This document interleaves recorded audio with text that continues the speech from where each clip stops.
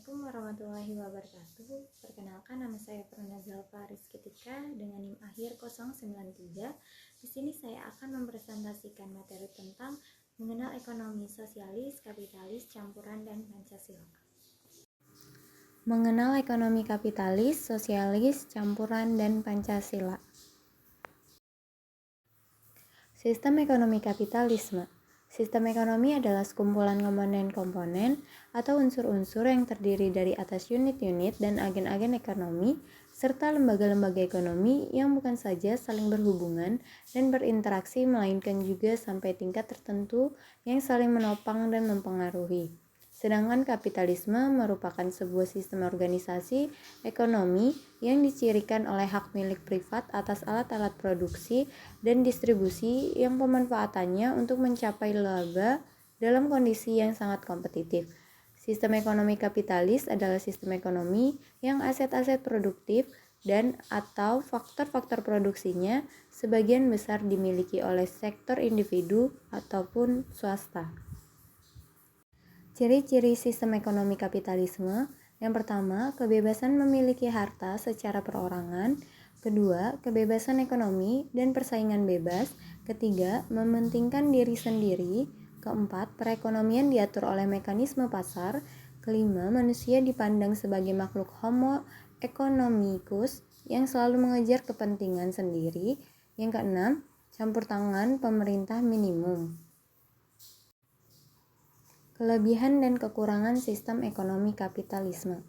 Kelebihan dari sistem ekonomi kapitalis adalah masyarakat dituntut untuk menjadi individu yang otonom, kreatif, independen, dan dapat memperjuangkan sejarah mereka sendiri.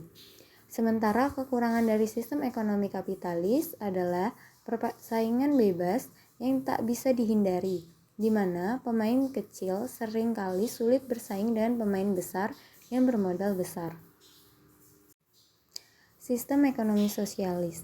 Sistem ekonomi sosialis merupakan bentuk resistensi dari sistem ekonomi kapitalis yang dituding sebagai penyebab tidak tercapainya kesejahteraan yang merata. Jika sistem ekonomi kapitalis sepenuhnya menyerahkan siklus ekonomi pada mekanisme pasar yang berkembang, maka dalam sistem ekonomi sosialis, pemerintah mempunyai andil besar dalam mengatur roda perekonomian di sebuah negara, mulai dari perencanaan, pelaksanaan, sampai pengawasan terhadap rantai perekonomian masyarakat. Ciri-ciri sistem ekonomi sosialis. Yang pertama, lebih mengutamakan kebersamaan atau kolektivisme. Masyarakat dianggap sebagai satu-satunya kenyataan sosial sebagai individu-individu fiksi belaka, dan tidak adanya pengakuan atas hak-hak pribadi dalam sistem sosialis. Yang kedua, peran pemerintah sangat kuat. Pemerintah bertindak aktif mulai dari perencanaan, pelaksanaan, hingga tahap pengawasan. Alat-alat produksi dan kebijaksanaan ekonomi semuanya diatur oleh negara. Yang ketiga, sifat manusia ditentukan oleh produksi.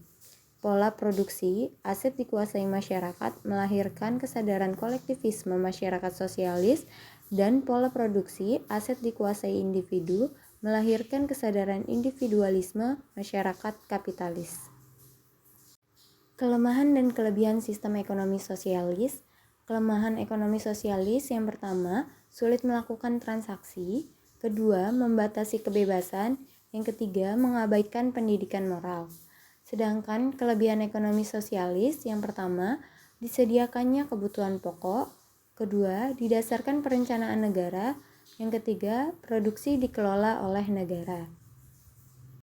Sistem ekonomi campuran. Sistem ekonomi campuran adalah sistem ekonomi yang memadukan sistem ekonomi pasar dan ekonomi komando dengan derajat campuran yang berbeda. Maksudnya, pemerintah bisa lebih mendominasi kegiatan ekonomi, tetapi mekanisme pasar tetap berperan. Begitu pula sebaliknya, mekanisme pasar mendominasi namun tetap ada campur tangan pemerintah. Sistem ekonomi campuran banyak dianut oleh negara berkembang seperti Malaysia, Maroko, Mesir, Filipina, Prancis, dan lain sebagainya.